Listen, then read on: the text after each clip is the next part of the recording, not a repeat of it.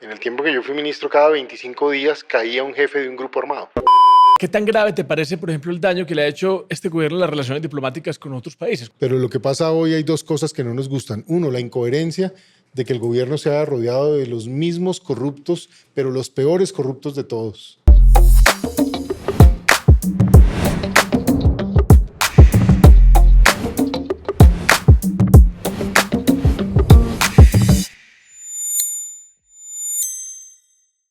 Bueno, estamos en otro episodio de la tertulia política con Felipe Vélez. Hoy estamos con Juan Carlos Pinzón, que ha estado en el corazón de las decisiones de la vida diplomática, de seguridad y del rumbo de país, ¿cierto? Juan Carlos ha sido ministro de Defensa, precandidato presidencial en el 2017 y 2 veces embajador de Colombia en Estados Unidos. Entonces, Juan Carlos, muchas gracias por estar con nosotros aquí en la tertulia política. Bueno, Felipe, encantado de estar aquí con usted y reitero siempre mi cariño por Antioquia, por Medellín. Es de alguna manera el motor de Colombia y en la medida en que a esta región le vaya bien, pues a todos nos va bien. Y yo creo que es tal vez un mensaje que me parece importante que lo sepa la audiencia y que lo tengamos todos claros. Bueno, yo te quería hacer una pregunta sobre un tema del cual es gran parte de tu manejo, ¿cierto? Vos has sido un gran defensor del papel de la fuerza pública. ¿Cómo ves hoy el tema de la seguridad? ¿Crees que estamos perdiendo nuevamente el control territorial? Pues en ese tema llevamos varios años de deterioro, hay que decirlo. Las Fuerzas Armadas llegaron a tener su punto más fuerte por allá para el año 2015. Tuvimos el pie de fuerza más alto de la historia del país. Fue cuando ya hemos ejecutado los impuestos al patrimonio que venían desde el gobierno del presidente Uribe y el presidente Santos, y tuvimos más helicópteros, más buques, más aviones, más capacidades que nunca antes. Fuimos el primer país que tuvo drones y drones armados en toda América Latina. Fuimos el primer país que tuvo un comando de ciberseguridad. Teníamos la inteligencia más importante de esta parte del mundo y una de las mejores del planeta. Así de simple, de ese nivel era lo de Colombia. Incluso mandamos militares y policías a entrenar Fuerzas Armadas de varios países. O sea, éramos demostrar. Y golpes contundentes. En el tiempo que yo fui ministro, cada 25 días caía un jefe de un grupo armado. De ese nivel era. Desde el máximo jefe de las FARC hasta el del Clan del Golfo, hasta los del ELN que vivían en Colombia, los de los jefes de los frentes. Aquí en Medellín yo me acuerdo el tal Pesebre, el tal Sebastián, el tal Valenciano, todos esos tipos cayeron. A nosotros nos marcaban un objetivo y de inmediato se ejecutaba. ¿Por qué cuento esta historia? Porque eso ya es el pasado. Y hay que pensar hoy dónde estamos y para dónde vamos, pero desde ese momento viene un descenso de capacidades, tanto en pie de fuerza. Hoy hay cerca de menos 100.000 hombres en las fuerzas militares y de policía respecto a esa época. ¿Menos 100.000 es un total de cuánto? Pues mire, yo llegué a tener 465.000 hombres y mujeres en las fuerzas militares y de policía, y hoy deben estar por ahí como unos 355, algo así. O sea, por eso el país está descubierto. No hay suficiente policía para las ciudades, no hay suficiente ejército armada para el territorio y además los presupuestos raquíticos. No se reemplazaron los equipos, no hay modernización, hay falta de mantenimiento, falta de horas de vuelo, de capacidad de alistamiento de esa capacidad, y la inteligencia se ha ido deteriorando. Y en este gobierno además hay una postura deliberada para atacarlas, humillarlas, maltratarlas. ¿Y quién está perdiendo con todo eso? Los colombianos. Porque en paralelo a este proceso de debilitamiento hay un proceso de fortalecimiento criminal. Hay más cocaína que nunca antes en la historia. 2.600 toneladas métricas de cocaína producen por año. Se incauta el 28%, 900. Y al final terminan entrando a los mercados cerca de 1.700 toneladas de cocaína. Ya no solo van a Estados Unidos, a Europa, a Asia. Ahora en cada municipio de Colombia hay una banda de microtráfico poniendo a consumir a los jovencitos. Y en las ciudades, pues esos combos, esas bandas se han ido fortaleciendo. Es muy grave. En paralelo, el oro ilegal. Colombia, el 73% del oro que produce es ilegal. Lo manejan los criminales. Entonces eso ha fortalecido la capacidad criminal.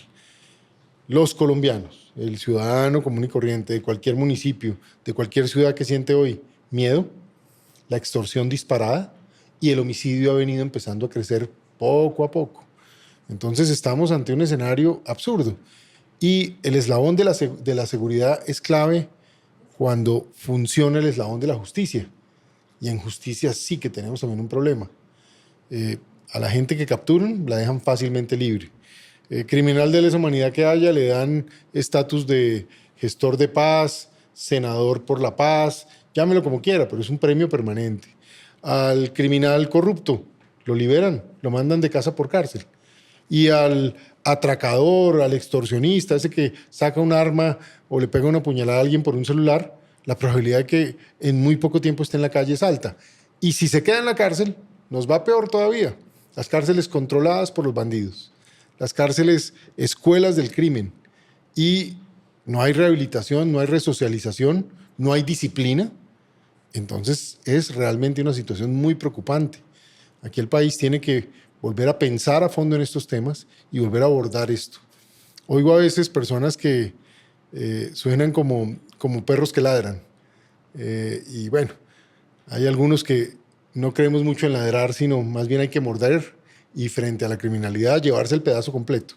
Porque eso es lo que corresponde. No se puede en esto andar provocando ni sonando altisonante, vamos a acabar con los bandidos y ponen hasta tono de rabia y toda esta cosa. Eso no funciona así. Eso funciona, y se lo digo por experiencia, por haber dirigido no solo el fortalecimiento, sino los grandes golpes, con procesos de planeación, procesos de inteligencia, fortalecimiento de la tecnología, fortalecimiento del pie de fuerza, despliegue operacional, astucia, apoyo político y apoyo popular y, por supuesto, unas Fuerzas Armadas motivadas y con ganas. Y ahí es donde se hace la diferencia. Eso hay que volverlo a liderar. Se me ocurren muchas cosas para preguntarte, pero voy a intentar organizar un poquito aquí las ideas.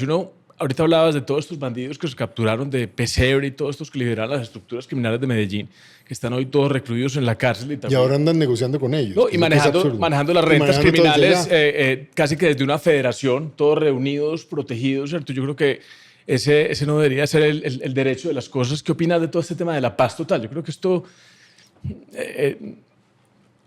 en mediano plazo vamos a sufrir consecuencias graves de este tema de la paz total. ¿Cuál es tu opinión? Ya estamos sufriendo esas consecuencias. Esto es una falacia total, porque es un modelo a través del cual el Estado, hoy en manos de personas que justifican incluso actividades criminales, se sienta de igual a igual a básicamente ofrecer concesiones que terminan en manejo territorial de grupos armados y en una situación en donde las fuerzas militares y de policía que pueden y tienen la capacidad para ir a perseguirlos terminan con un bozal, amarradas, y fuera de eso le pegan, las humillan, las maltratan y crean además un ambiente de confusión, porque hay sitios donde hay básicamente ceses al fuego temporales, hay otros sitios donde hay zonas de ubicación temporal, no se sabe con cuál grupo, porque entonces ahora negocian con distintas escalas de grupo. Que el subgrupo de las FARC, que el subgrupo del ELN, no sé dónde. Como el de alias Calarcá, la disidencia de alias Calarcá. Eso es terrible. ¿Y qué me preocupa? Que de pronto se lo van a usar como una herramienta política. Una herramienta política para dentro de unos meses venderle al país que hay un gran acuerdo de paz con 4 grupetes, pero donde hay es una articulación que busca fortalecer la posición del gobierno para que traten de permanecer en el poder. Ojo con eso. Yo noto que hay intenciones en eso, veo con preocupación ese asunto de los cabildos que están tratando de llamar, porque lo que quieren es poner una institucionalidad en paralelo y en parte esa criminalidad contribuye a eso, para que el día de mañana entonces se diga que la institucionalidad que hay hoy no funciona y que para que exista eso que llaman paz total, que para mí es una falacia total, pues en últimas termine gestando una situación de hecho en el país. Juan Carlos, sí, entonces, ¿cuál es la situación real de las fuerzas militares? Te lo pregunto, por ejemplo, por el tema de Pedro Sánchez, ¿cierto? Un general tropero, que fue el comandante de la Fuerza Tarea Conjunta, si no estoy mal, que decide aceptar el Ministerio de Defensa. O sea, ¿cómo está la situación ahora? ¿Quién es el general Pedro Sánchez y qué hay detrás de todos estos generales, coroneles? O sea, ¿cómo está la institucionalidad hacia adentro? Mire, yo soy un convencido, y esto se lo reitero al pueblo colombiano, a quienes nos vean, a las fuerzas militares y de policía hay que rodearlas. Eso está lleno de gente patriota, gente comprometida, gente diferente a los demás colombianos que hace el juramento de entregar su vida o parte de su cuerpo para que los demás tengamos la ilusión de tener una democracia y unos derechos en ejercicio. Entonces, sí mantengo mi sensación de que hay que acompañarlos, hay que abrazarlos, rodearlos. Claro que han sacado mucha gente y han sacado gente de muy buena calidad. No significa que no haya otros que también en el futuro puedan contribuir y hacerlo bien. ¿Qué van a necesitar? Van a necesitar apoyo, van a necesitar recursos, van a necesitar la tecnología necesaria. Y eso va a permitir que tengamos unas Fuerzas Armadas muy competentes. Va a necesitar ese consenso nacional sobre la seguridad para el progreso y la seguridad como un modelo de tranquilidad. No es un fin, sino es la posibilidad de que la gente viva tranquila, que se pueda desplazar de noche a su trabajo, a su estudio, que tenga vida. Que se pueden ejercer los derechos humanos, tales como Así el de la es. vida, el de la... Todos los derechos. El de transitar libremente, Claro, ¿cierto? todos los requieren derechos. que haya un entorno seguro. Claro, porque en la medida en que crece la criminalidad, pues la gente que termina sometida, subalterna a lo que el jefe criminal diga, termina siendo el que define la justicia, todo. No hay libertad. Entonces, por eso es tan importante esto que estamos hablando. Frente a la situación actual, pues seguramente como hemos perdido como país, porque no son ellos, las Fuerzas Armadas, somos los colombianos. Fuerzas Armadas débiles, colombianos débiles. Ese es el reto que hay que mirar. Entonces, se ha ido mucha gente muy competente, pero insisto, estoy seguro que a futuro habrá otros que lo pueden hacer muy bien. Yo quisiera de todas maneras ver unas posiciones mucho más firmes de algunas personas que están en el liderazgo en este momento, porque ese es su deber. Y al final las Fuerzas Armadas tienen que responder a la Constitución. Y esa es la otra pregunta que te iba a hacer, ¿cierto? Nosotros podemos confiar hoy en que las fuerzas militares van a respaldar la Constitución por encima de cualquier gobernante. Espero que sí. Esos son los juramentos que hacen. Pero no dudo que también habrá gente que quiere, y desde el mismo gobierno, dividirlos, fracturarlos, crear cosas absurdas. Este tema que han ido trayendo generales del retiro al mando militar, o el tema de traer un general que no estaba en la línea de mando, sino muy lejos, para que tome el ministerio. Pues todas estas son cosas no solo atípicas, sino que de alguna manera retan la estabilidad y la forma como institucionalmente... El orden institucional. El orden institucional. A mí me han preguntado, hombre, ¿usted qué piensa de que los militares puedan ser ministros? No, mire, si yo tuviera algún día la oportunidad de gobernar, muchos militares tendrían altos cargos y cargos en todos los niveles de la administración. ¿Por qué? Porque allá hay una cantidad de gente muy preparada, muy entrenada, muchos mejor conocedores del país y de los territorios que casi cualquier colombiano, porque son los que han estado allá. Gente de años de experiencia, trayectoria, estudios, o sea, lo que hay gente buena allá. Pero eso es una cosa de buscar personas con las competencias para el cargo apropiado, y otra cosa es que se haga una estrategia para crear cosas atípicas que debiliten el orden institucional. Bueno, yo quiero cambiar un poquito de tema con otro tema de su experticia, y es la relación de Colombia con el mundo. Usted, como ex embajador de Colombia ante Estados Unidos, ¿usted cómo ve hoy la relación de Colombia con Estados Unidos? Pues se ha ido deteriorando, y eso ha sido, en mi opinión, una voluntad del gobierno nacional, desafortunadamente. La relación con Estados Unidos es la más fuerte que tiene Colombia en comercio, inversión, turismo, presencia de colombianos en el exterior y seguridad. O sea, no hay forma de ocultar esto con un dedo. El sol no se puede ocultar con un dedo en este caso. Por lo mismo, es muy importante entender que la relación trasciende incluso la actitud de los gobiernos. Es una cosa de conveniencia de la gente. La relación con Estados Unidos es que hay mucha gente exportando, importamos cosas críticas, hay mucha gente viajando. Aquí a Medellín el mayor número de turistas que viene es de Estados Unidos. ¿Qué hacemos? ¿Debilitar esa relación a cambio de qué? Para que se pierdan ingresos, se pierdan puestos de trabajo, o por la falta de gestión en la lucha contra el narcotráfico, que es no para darle gusto a los americanos, sino para proteger a nuestro propio pueblo. Pero como hay unos recursos que entran, entonces ganarnos una desertificación que termina incluso significando, uno no sabe, aranceles, problemas de visas, sanciones financieras. Hombre, eso es mucha falta de pragmatismo. Aislamiento. ¿Perdón? Aislamiento. De Aislamiento. Colombia. Y mire, la esencia de las relaciones internacionales es pragmatismo. Uno puede no gustarle el gobernante de otro lado, o incluso el sistema, ¿qué hace uno? Tramita las relaciones para beneficiar a los de aquí. Es el pueblo colombiano, el empresario, el ciudadano, el campesino, al que tenemos que beneficiar con la relación. No es a nadie más. Entonces ahí es donde, pues, si hay un tono que no gusta, pues uno se mete por otro lado, pero lo importante es el objetivo. En mis años de embajador, por ejemplo, a mí me tocó voltear mucho. Yo vi algo así como 320 congresistas. Imagínense, eso era todos los días. Dele, vea día 10, hágale aquí. Viaje por las ciudades de Estados Unidos haciendo dos cosas. Vendiendo. Con una gestión bipartidista, ¿cierto? Claro, bipartidista. Y a veces hay unos que son críticos de lo que uno piensa y otros que no. No importa, con todos nos sentábamos. ¿Y qué buscaba uno? Primero, vender Colombia. Yo viajé por 40 ciudades de Estados Unidos entre las dos embajadas mostrando Colombia, la potencialidad, los productos, la calidad de vida, todo lo que se puede hacer con el país. Por eso también llegaron muchas compañías que invirtieron aquí de las compañías americanas, la mayor inversión. Pero ¿qué hacemos también? Buscar meter productos colombianos allá. Entonces, a mí me tocó meter en Estados Unidos el aguacate Hass, el mango, la uchuva, y lo hicimos encantados. Hacíamos eventos para los cacaoteros, eventos para el café, celebramos los 200 años de relación como el primer país latinoamericano que tuvo esa relación con Estados Unidos. Posicionamos nuestros artistas, muchos de ellos, yo estoy agradecido con muchos de los grandes artistas colombianos, no solo por lo que hacen y nos representan, sino porque nos acompañaban en estos eventos para que el país se viera bien.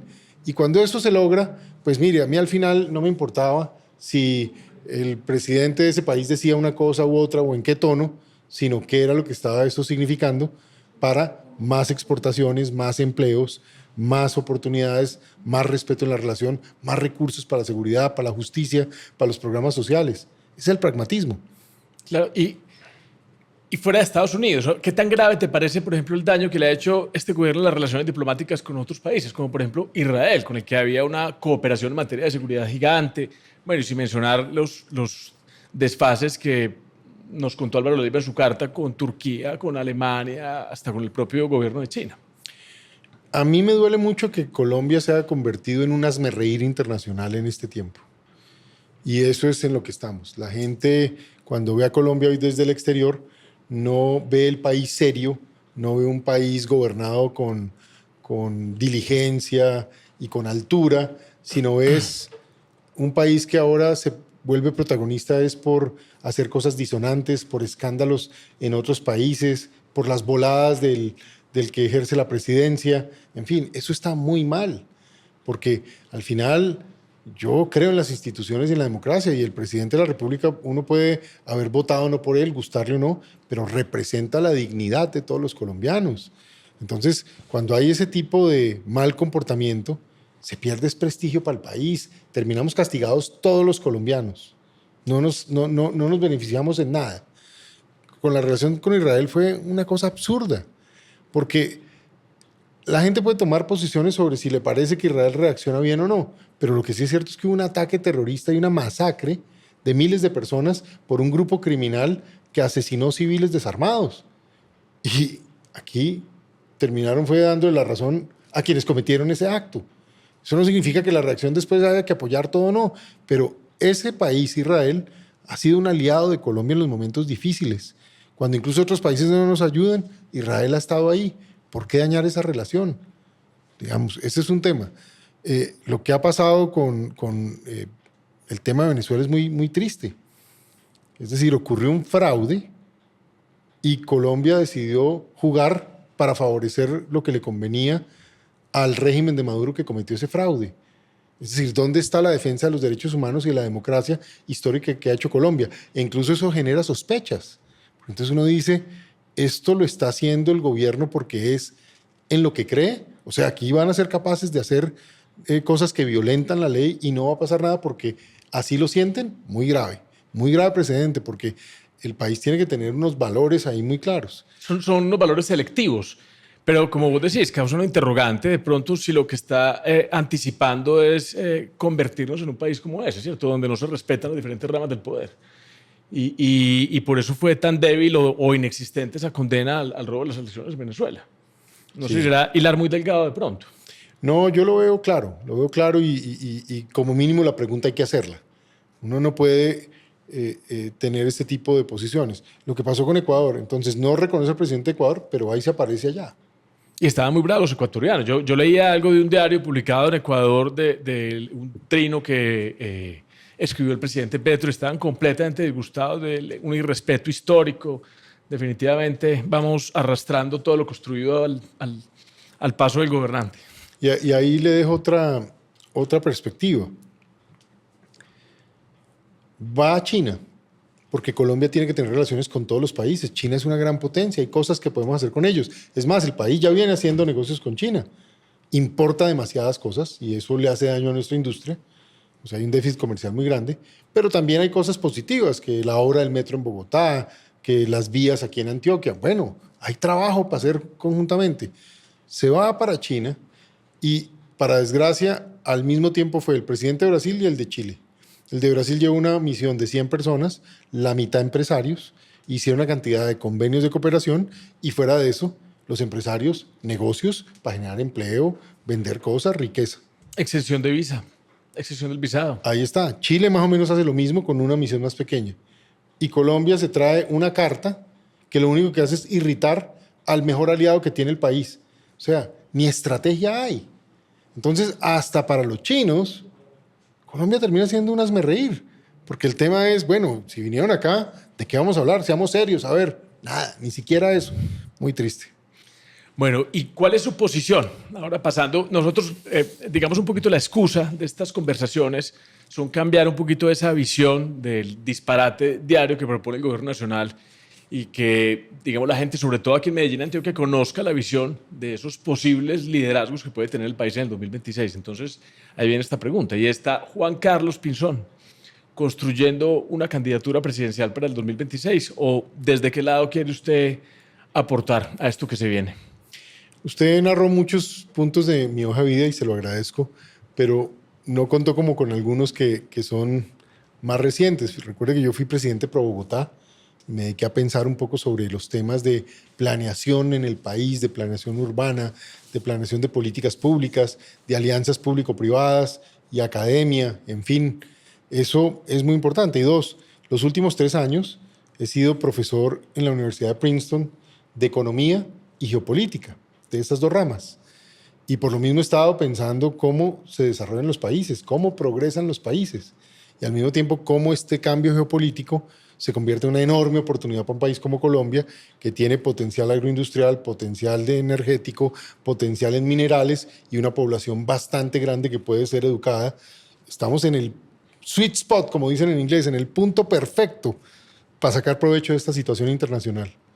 Pero eso hay que diseñarlo, planearlo y salir adelante. Claro, mi experiencia ha sido, y la conoce en parte, usted ya lo mencionó, el país en materia de seguridad. Me correspondió liderar unas Fuerzas Armadas gloriosas, victoriosas, para que ellos dieran los grandes golpes al terrorismo y a la criminalidad. Me ha correspondido estar en los Estados Unidos teniendo una relación estrecha con mucha gente para influir para bien de Colombia.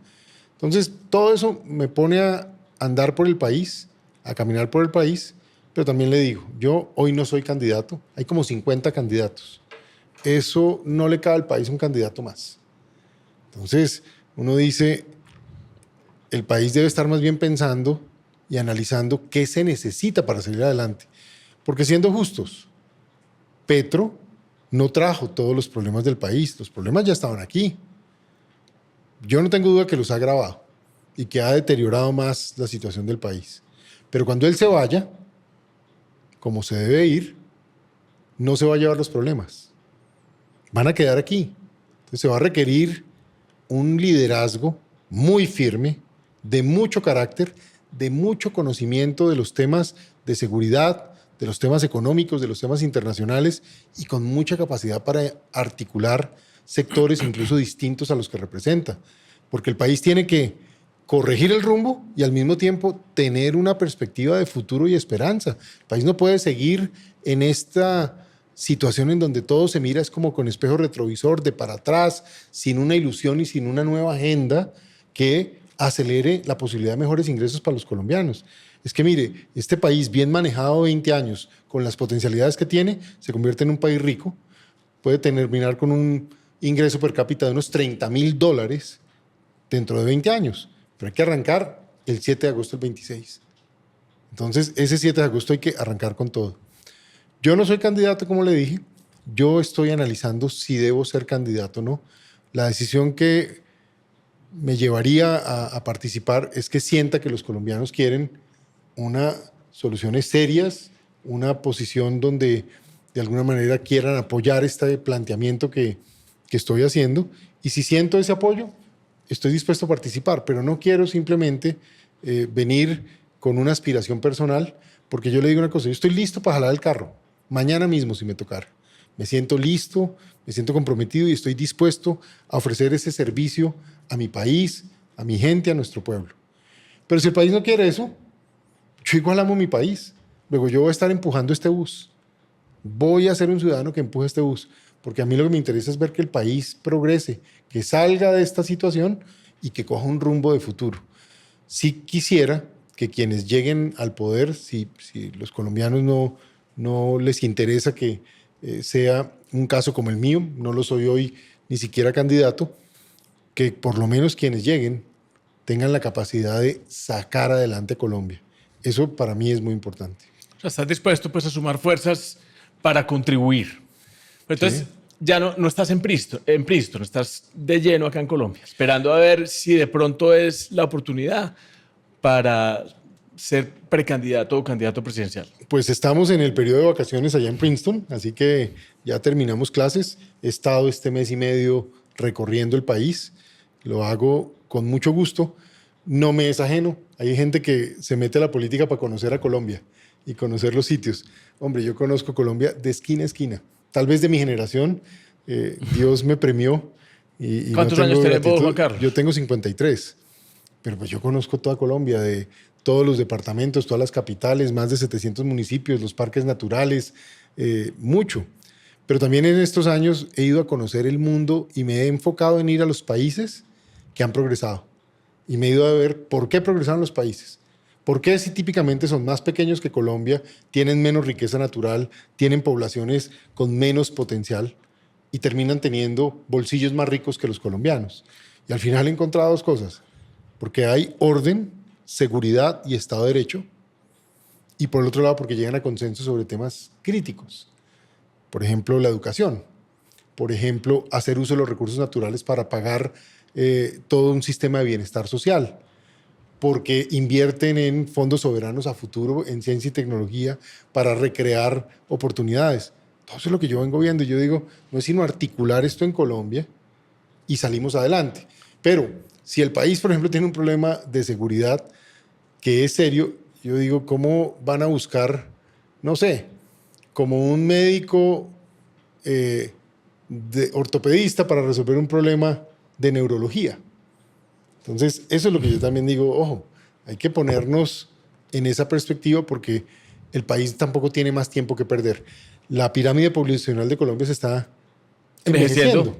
¿Y eso qué significa? Que si en los próximos 20 años nosotros no creamos un país que esté basado en más conocimiento, más tecnología, más capacidad de generar valor agregado, para crecer, de una vez reducir las brechas y resolver los problemas que, lo decías muy bien ahorita, Juan Carlos, son los mismos problemas de siempre y los seguimos resolviendo con las mismas soluciones de siempre, ¿cierto? Y no los estamos solucionando, necesitamos nuevas visiones. Es que, mire, el país necesita, en algunos casos, cirugía corazón abierto y aquí le ponemos curitas.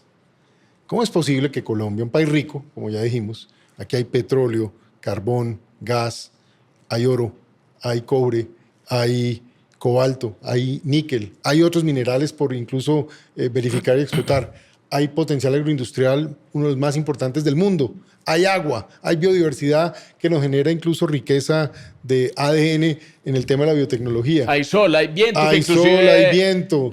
Para eso tenemos las consultas previas para frenar inclusive la posibilidad de utilizar esos recursos naturales. Tenemos todo lo que quisiéramos. Y en Colombia hay una tasa de pobreza del 33%. En Colombia hay una tasa de pobreza extrema del 11.4% de la población.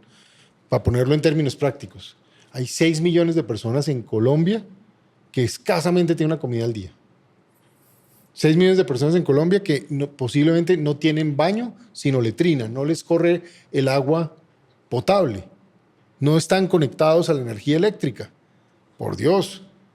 Yo le digo una cosa, ¿qué pasa si hacemos ya nos ponemos de acuerdo y hacemos 1 millón de viviendas de interés social urbanas y rurales en los distintos municipios y nos comprometemos a eso. Esa plata se puede. ¿Sabe qué? Eso saca 6 millones de personas de la pobreza extrema. Es una revolución. Pero esa revolución mueve la economía. Pero ¿sabe qué pasa con una revolución de ese estilo? Que ¿dónde están los grupos armados? ¿Dónde está la criminalidad? ¿Dónde está la pobreza más extrema? Entonces eso también es una garantía de seguridad. Son ideas, pero yo lo que quiero es que el país se sacuda. No podemos seguir en esta habladuría. Me lo dijo el otro día un muchacho en Cali. Me dijo, de lo que pasa hoy nos gusta la narrativa, pero de lo que pasa hoy hay 2 cosas que no nos gustan. 1, la incoherencia de que el gobierno se haya rodeado de los mismos corruptos, pero los peores corruptos de todos. Eso a la gente la tiene muy brava. Y 2, que habla mucho y hace nada. Esta ejecución. Ahorita decías algo que me parece a mí una clave. Yo voy a intentar ponerlo en otras palabras. Hay un libro que inclusive recibieron el Premio Nobel de Economía el año pasado que habla de por qué fracasan los países, ¿cierto? Y tiene mucho que ver con las economías extractivas. Dicen que esas economías extractivas hacen que en los países se desarrollen instituciones débiles y esas instituciones débiles unidas a esas economías hacen que haya mucha desigualdad y por eso, digamos, las instituciones políticas no florecen como en otras partes. Vos cambiaste un poquito la tesis. Te has puesto a estudiar por qué son exitosos los países. Así es. Y yo creería que la clave es el consenso. Porque es que estamos discutiendo todo. Estamos discutiendo inclusive hasta lo más básico. Entonces, en términos medioambientales, yo te quisiera dar un ejemplo. El tema de la transición energética. Entonces, no podemos explotar más petróleo porque queremos hacer una transición energética, pero no hay fuera de eso gradualidad. Pero digamos que ya definitivamente tuviéramos las fuentes, la infraestructura para simplemente explotar fuentes de energía solar, energía eólica. Necesitamos cobre. Entonces, no podemos hacer la transición energética si tampoco permitimos que se explote el cobre. O sea, es una irracionalidad total y al final el tema del medio ambiente no es un medio. Contrario al tema de seguridad, ¿cierto? Tenemos que proteger el medio ambiente y ¿qué acaba más el medio ambiente que la pobreza? Entonces tenemos una discusión completamente inocua cuando no estamos resolviendo los problemas. ¿Cuáles problemas? Los problemas que tiene la gente, el colombiano de a pie. Y esta gente, digamos, ha sido exitosa de alguna manera porque ellos siguen apelando a un discurso de las buenas intenciones, del hambre, de los desfavorecidos, de la lucha de clases, cuando no han hecho nada, absolutamente nada, por resolver el más mínimo problema que tienen las personas de que se levantan, ¿cierto? Déjeme leer 3 reflexiones. Primero, sobre el uso de los recursos naturales. Hay un caso muy famoso que es el de Noruega, otro es el de Canadá y otro es el de Australia. Países que resultaron ser muy ricos en recursos naturales y decidieron usarlos bien, con políticas de sostenibilidad, pero generación de esa riqueza. En el caso de Noruega, invertida esa renta en un fondo soberano que ha reinvertido en nuevas tecnologías, en investigación y desarrollo, y que ha generado mucha más riqueza que permite tener una economía del bienestar para un país que ofrece salud, educación, pensiones, pero que al mismo tiempo invierte en infraestructura con tecnologías del futuro. Entonces es el primer país que se va a volver un país básicamente cero emisiones. ¿Pero con qué lo hicieron? Con el petróleo del Mar del Norte. Porque es que hacer cosas transformadoras vale plata. Que la gente tenga pensión vale plata, que la gente tenga buen sistema de salud vale plata. Gerencia, buen manejo, transparencia, profesionalismo, pero con buenos recursos. Entonces eso es vital. Un poco lo mismo es Canadá y Australia. Son países que se enriquecieron a partir de hacer uso de la mejor manera de los recursos naturales. Segundo tema, el tema ambiental. Mire, yo tengo, como le dije, la fortuna de conocer las selvas de este país y estar en los sitios más espectaculares. Este país es rico en biodiversidad, rico en agua, y eso hay que protegerlo y promoverlo. Y a propósito, sacarle renta, no solo en el turismo bien manejado, sino también en el uso, por ejemplo, de los recursos naturales de forma ordenada, haga políticas sostenibles. Pero eso uno se lo puede exigir a quienes están regulados, a quienes están sometidos a la ley y a quienes uno puede sancionar, las compañías. A esas hay que ponerles todo tipo de cargas para que hagan eso bien, pero al mismo tiempo sean rentables para extraer lo que se necesita. Cuando eso ocurre y eso va a una renta de nación, por ejemplo, a un fondo soberano, la del oro. Yo le digo, el país produce oro, pero el 73% del oro que produce lo manejan criminales. No quedan regalías, no quedan obras, no queda fondo soberano, no queda nada. Se va para la criminalidad, que lo Se va utilizan para la en criminalidad. deteriorar la seguridad de todos los colombianos. Exactamente. Y destruir el medio ambiente, porque ahí viene mi siguiente observación. ¿Cómo es posible que en Colombia los sectores ambientales no hablen de la protección del medio ambiente en general, sino solo cuando se trata de compañías, llámese que hacen extracción o que hacen infraestructura? Eso sí, unos escándalos, una movilización, toda esta cosa. Pero cuando se trata de la destrucción del bosque tropical para cultivar coca, calladitos. Cuando se trata de que, además de que destruyen ese bosque tropical, entonces llevan vacas y hacen casas y comienzan a deteriorar ese medio ambiente, nadie dice La nada. destrucción de los ríos y las quebradas de Colombia con la minería ilegal. Ahí Y ahí tiene sí se usted. aplica la política del amor. Mire la destrucción de la cuenca del río Cauca, vaya y mire la destrucción del río Atrato, la del río San Juan. Todos los ríos donde hay oro en Colombia los están destruyendo. No hay una palabra de ambientalismo. No le oigo al gobierno ni a las ministras que han estado en eso. Ninguna de esas hablan de eso. Hablan es de cómo parar el país. Entonces, esto es como el mundo al revés. No son capaces de parar ese 73% de oro ilegal, pero sí quieren parar el 30% de oro que produce impuestos, empleos y paga regalías. Es como el mundo al revés. Entonces, no más esto. Al país no se le puede seguir engañando. Yo creo que sí pasaron muchos años donde los colombianos y los liderazgos se quedaron callados y estábamos como en un debate. No más, por Dios. Y frente al tema de la reducción de pobreza, la reducción de pobreza se hace precisamente cuando hay rentas que generan riqueza. Sí creo que hay un tema de fondo en Colombia, y es que nunca nos pusimos el objetivo específico de asegurarnos que todo el mundo coma, que se acabe el hambre y que se acabe la pobreza absoluta a partir de un esfuerzo general. Y entonces sí se terminan generando una cantidad de subsidios y de recursos que van aquí, que van allá, que terminan siendo politizados. Político de turno se los entrega a el sector que más le conviene, de acuerdo a unas promesas de campaña, a un populismo que es hablar, prometer lo que la gente quiere oír, luego, como saben que no se puede dar, entonces echarle la culpa a los demás de que no se hizo.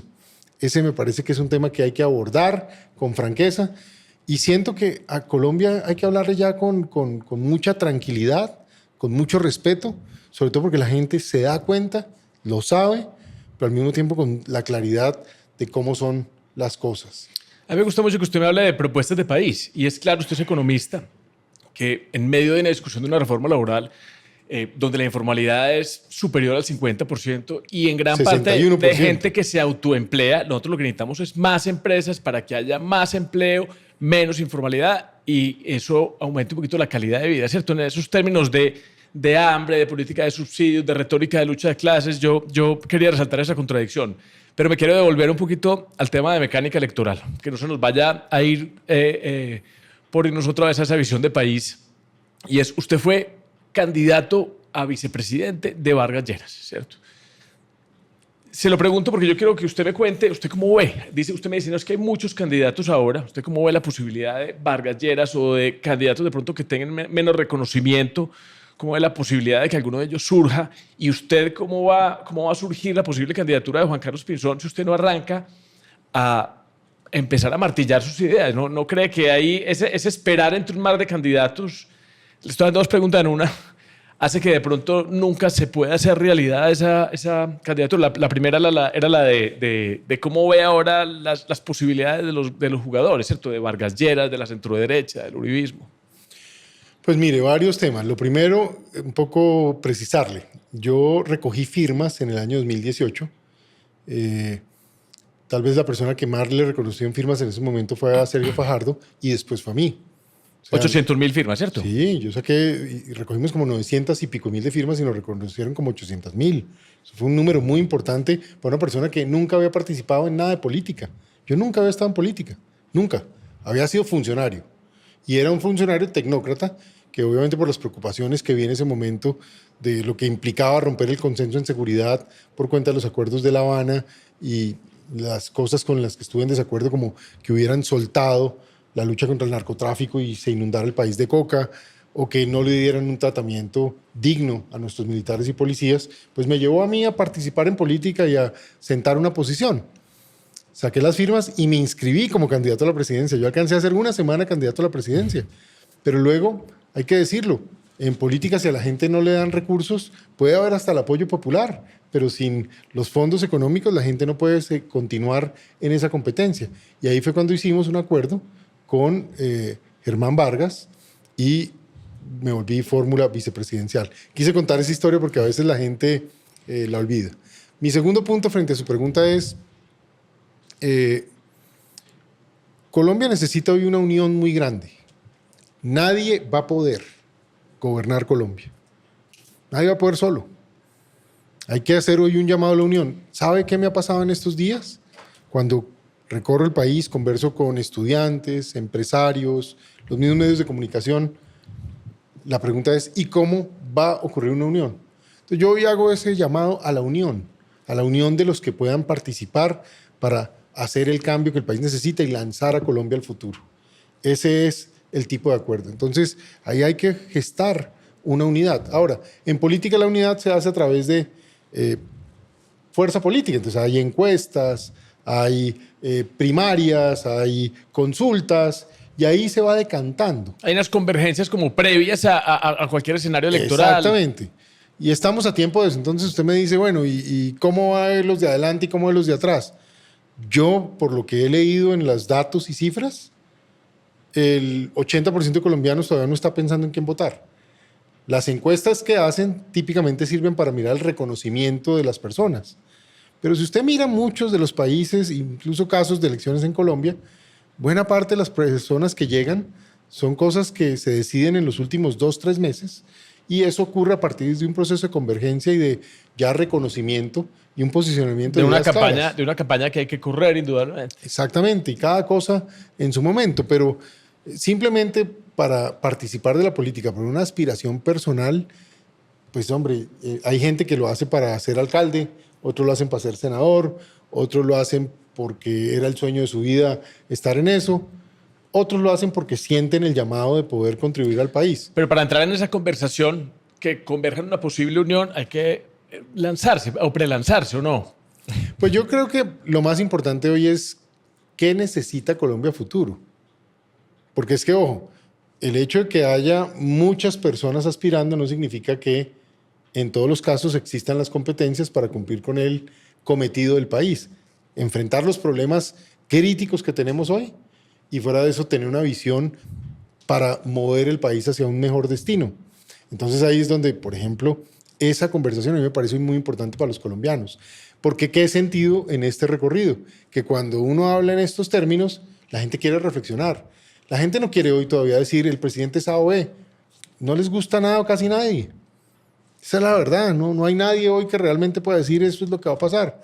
Pero en cambio la gente sí sabe que hay un país que está entrando en crisis en muchos temas, en seguridad, en salud, en economía y empleo, en relaciones internacionales. O sea, la gente siente que hay una crisis institucional. Entonces, ¿qué necesitan? Una reflexión sobre eso. ¿Quién puede resolver eso? No, y se lo digo con mucha franqueza, es que si incluso el presidente Petro se va mañana, no se acabaron los problemas. Comenzaron las oportunidades de resolverlos, pero no se van los problemas. Entonces, ojo, aquí se necesita quien pueda resolver eso. Y lo otro, ¿qué país quieren los colombianos después? Entonces hay que hablar de esa visión, de qué cosas se pueden hacer. De lo que hacemos un poquito aquí en esta conversación, ¿cierto? Que es hablar un poquito de esa visión de país y de qué se imaginan esos liderazgos de qué sería Colombia después del 2026. Indudable. Y el último punto, el llamado a la unión. Porque yo veo demasiadas aspiraciones personales particulares y no una voluntad, digamos, de unidad frente a una visión. ¿Por qué eran tan importantes los partidos políticos en otra era? Porque era el sitio donde se tramitaban las ideas políticas, la ideología, y allí se tramitaba al interior la mecánica, pero en defensa de una visión y de una ideología. Hoy hacemos la cosa al revés, es primero la mecánica y después la ideología y la visión. Perdóneme, pero no debe ser así. ¿Sí me entiende? Ahí sí que es cierto. Yo como profesor hoy que soy, lo que digo es, y se lo digo a mis alumnos, hablemos de qué tan preparados estamos para ejercer los cargos. Hablemos de cuáles son los temas que importan, con qué visión, hacia dónde nos vamos a mover. Pero aquí es como al contrario. Por eso primero salen los candidatos y no las conversaciones de contenido. Bueno, nosotros generalmente y muchas veces grabamos capítulos de esta tertulia política en Bogotá. Estamos grabando en Medellín. Juan Carlos, ¿usted por qué está tanto aquí por la ciudad de Medellín? ¿Está hoy más cerquita del santismo o del uribismo? Pues te lo pongo de esta manera. Yo con el doctor Santos no hablo hace como 8 años. Y hay una, digamos, divergencia de fondo que tiene que ver con la forma como se hicieron los acuerdos y las consecuencias que aún hoy, hasta nuestros días, estamos teniendo. Pero también le digo una cosa, siempre he tramitado esa diferencia con absoluto respeto, con absoluta dignidad y sin olvidar la gratitud por haber estado en cargos muy importantes por decisión del doctor Santos. Con el presidente Uribe tengo un diálogo, es una persona que admiro, respeto, creo que contribuyó mucho al país y creo que sigue siendo una persona muy importante. Pero ahora le voy a hablar de lo que necesita Colombia. Colombia necesita un próximo líder que no tenga esa subordinación a nadie, sino al pueblo colombiano, y que venga preparado para crear un horizonte. Por eso es que cada cierto tiempo es el momento de los liderazgos que pueden mover los países hacia adelante. Yo creo que estamos en un momento como ese. El país no puede seguir con el espejo retrovisor o como con tortícolis, mirando para los gobiernos de los presidentes de atrás. Ellos acertaron lo que acertaron y seguramente cometieron fallos que estoy seguro y espero no hayan sido de mala fe, se cometieron errores. Pero el tema hoy es, ¿y quién va a arreglar el problema de la seguridad? ¿Y quién va a asegurarse que haya empleo digno y que mejore la condición de ingresos de los colombianos? Que se vuelva a mover la economía, que vuelva a haber inversión. ¿Y quién va a enfrentar la crisis de la salud? ¿Y quién va a lograr que el modelo de educación mejore en calidad para que la gente esté más competente? ¿Quién va a hacer uso de los recursos naturales de una manera efectiva y transparente para que se haga infraestructura y se potencie el futuro del país? ¿Quién va a ir a arreglar el problema con el presidente Trump? ¿Quién lo conoce aquí? ¿Quién se ha sentado a hablar con él o con otros? Yo digo, hay personas, por ejemplo, que están esperando llegar al poder para ir a conocer los países. Entonces, por eso se le pegan a cualquier bus. Yo, perdónenme, pero si a mí me tocara gobernar alguna vez, yo ya viajé lo que iba a viajar. Conozco el mundo y sé dónde está qué. Hay que viajar es aquí para resolver los problemas a la gente. Entonces, yo lo veo de esa manera. Ya no más mirar para atrás, mirar para adelante, y es lo que le toca a Colombia. Bueno, Juan Carlos, muchas gracias. Nosotros terminamos esto aquí con un pequeño bloque de unas preguntas personales para que la gente entienda un poquito quién es Juan Carlos Pinzón. Entonces, Juan Carlos, contame un libro que te haya vos como transformado o cambiado tu visión política. Pues para mí siempre ha sido importante los escritos de Douglass North, un premio Nobel de Economía, que en efecto escribió sobre la importancia de las instituciones y cómo el hecho de tener personas bien preparadas, una tecnocracia bien preparada, pero instituciones que a partir de eso funcionen bien, es demasiado importante. Porque las personas al final pasamos, pero unas instituciones bien manejadas se proyectan en el tiempo y ayudan a que los países se desarrollen. Entonces, todos los libros del profesor North para mí son realmente importantes. ¿Alguno en especial que tengas ahí el título para empezar con ese? Bueno, el de instituciones. Se llama, tiene 2 palabras, ciertamente instituciones es una de sus palabras. Ese es un gran libro. Últimamente me he leído el de Poder y Progreso de Acemoglu y Robinson. El libro anterior de ellos es ¿Por qué fracasan las naciones? Ese me parece un buen libro, pero me pareció mucho más interesante este libro de Poder y Progreso porque sí pone de presente un debate que es muy importante y que a Colombia le debería interesar. Y es que los países que se han desarrollado se han beneficiado más que proporcionalmente del acceso a la tecnología. Y entonces han ido creando una distancia más grande entre los países que avanzan y los que no. Entonces, eso, por ejemplo, tiene que ser una obsesión para nosotros. ¿Cómo volvernos un país que juega dentro de los que crean tecnología y participan de la tecnología? Porque si no, el atraso va a ser para siempre.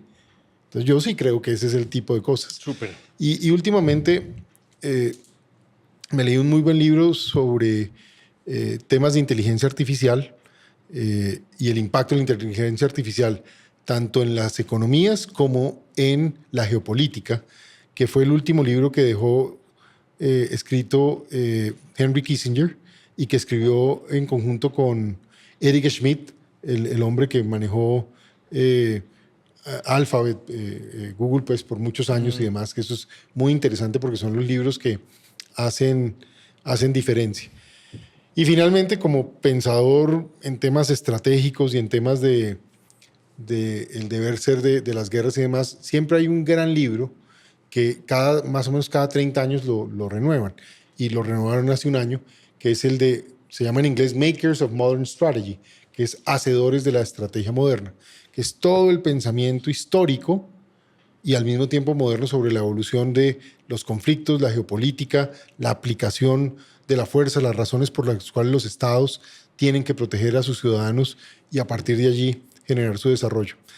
La verdad es que ando sobreleído. Y eso pasa porque como estoy de profesor, pues he estado leyendo intensamente están súper en este tiempo. Recomendaciones, te agradezco mucho. Bueno, y volviendo a algo más, un poquito más superficial, una canción que te represente a vos o en esos momentos de estrés o de cansancio que te vuelve y te dé ánimo.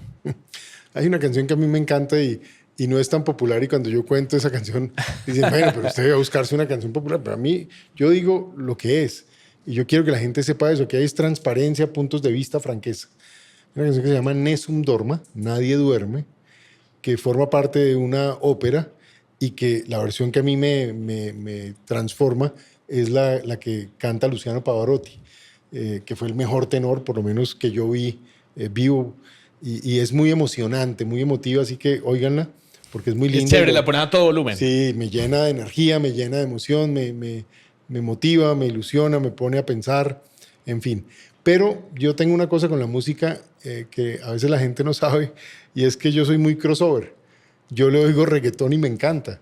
Yo le oigo salsa y me encanta. Le oigo merengue y me encanta. Lo que ponga el taxista. Rock, me encanta. Me encanta la música.